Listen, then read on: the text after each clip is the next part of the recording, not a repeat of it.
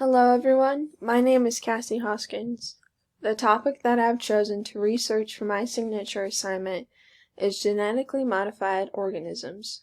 Genetically modified organisms, or GMOs, are a plant, animal, or microorganism whose DNA has been adapted by the use of genetic engineering techniques.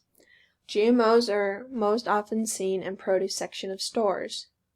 The first genetically modified plants that were produced for human consumption were introduced in the mid-1990s in America. According to National Geographic, about 90% of today's corn, soybeans, and sugar beets on the market have been genetically modified. An ethical type that applies to this issue is utilitarianism. Utilitarianism is the ethical theory that a decision or action is morally correct if it benefits the majority of people involved or affected by said decision. Utilitarianism applies to the topic of GMOs because GMOs are believed to benefit the people who grow the food as well as the consumers. However, many people also believe that GMOs are unhealthy and should not be consumed. There are many pros to growing, consuming, and producing GMOs. One of the pros of GMOs are that GMOs often have more desirable traits. An example of this is that scientists have created two different types of GMO apples that turn less brown after being cut or bruised, compared to conventionally grown or organically grown apple. GMOs are also made to be more nutritious, flavorful, and resistant to herbicides. GMO crops are often more resistant to common plant diseases that infect conventionally and organic grown crops. GMO crops are often easier to take care of than conventionally and organically grown crops because they require less pest treatment to normally grown crops. Farmers who grow GMO crops also experience higher yields from their crops because they don't lose as many plants to insects or diseases. They also save money because they do not have to purchase as many pesticides and weed killers as a conventional farmer normally does. All these factors also mean that the selling price for our customer will be lower, the food will most likely be of a higher quality, and the food will have a longer shelf life. Even though there are many pros in the GMO debate, there are also many cons. Some of the cons of GMOs are cross-pollination, pest resistance, human health, and the environment. Cross-pollination is a major concern because it's possible that when a GMO crop is pollinated, and the pollinator then pollinates an organic or conventional crop, that the non-GMO crop could be considered contaminated and no longer GMO-free. Also, GMO crops have been criticized for promoting the development of pesticide-resistant pests. Even though GMO crops are resistant to many pests, certain pests have become resistant to certain pests and weed killers. If these pests were to infect a non-GMO crop, then the non-GMO crop would likely lose much of its plants. Human health is also a major concern when it comes to GMOs.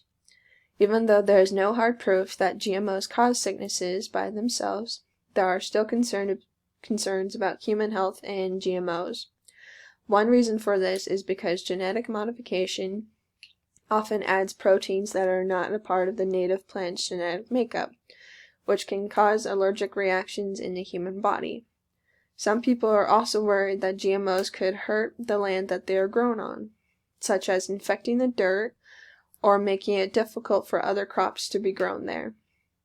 Many people are also worried that if GMO crops will continue to spray pesticide, then this will hurt the air and other crops as well. I believe that genetically modifying organisms is a very innovative idea that has a lot of potential. I like the idea that a plant could be genetically altered so it has more desirable traits. Something that I've noticed every time I buy produce from the grocery store is how fast it seems to turn brown and no longer edible. Fresh produce is not the cheapest thing to buy, so when I do purchase it, it is always a shame to see it turn bad. If scientists are able to create a food that is healthy and has a longer shelf life, I believe that this is a huge pro in the GMO debate. I noticed in my research that GMO farmers don't lose as many plants due to insects. Because of this, the farmer can earn more money. Farmers also don't have to purchase as many pest and weed killers as conventional farmers do. This also saves them and their farm money.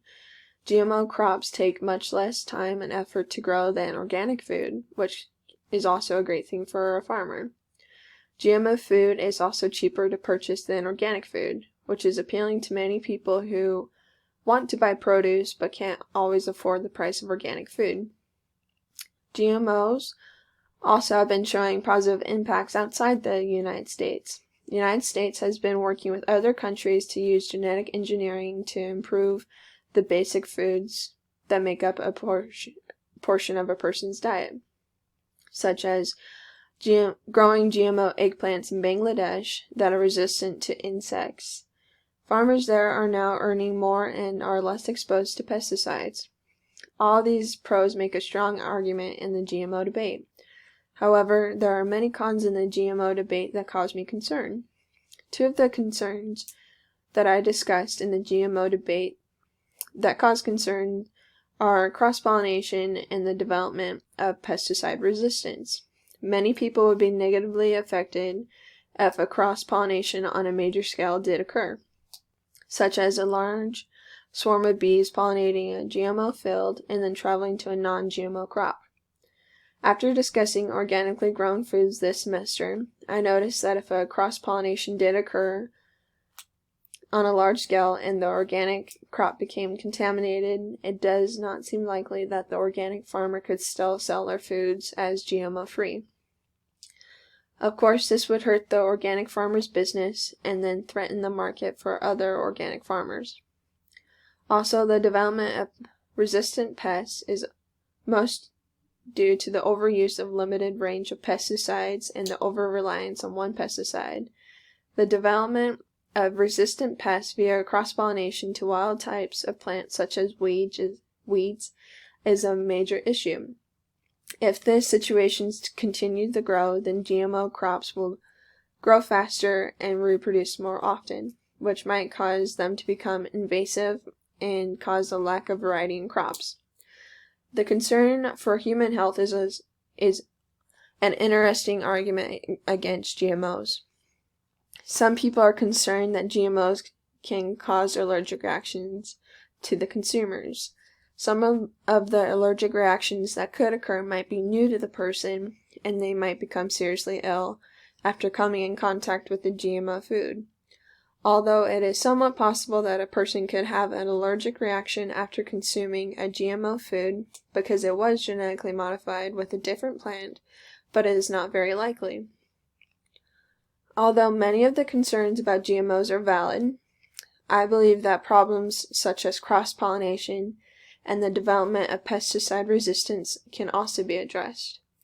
Although there is limited ways to stop these problems, I believe that it can be done, either by locating GMO crops further away from conventional and organic crops, or by finding new ways to treat crops without the use of pesticides. Of course, this would not be an easy process. It would require time, labor, and money, but I believe that it would convince more people to support GMOs. I believe that GMOs are worth exploring, but until there are more pros than cons in the GMO debate, I will most likely continue to buy conventionally grown foods. And here is a closer look at my works cited page. Thank you.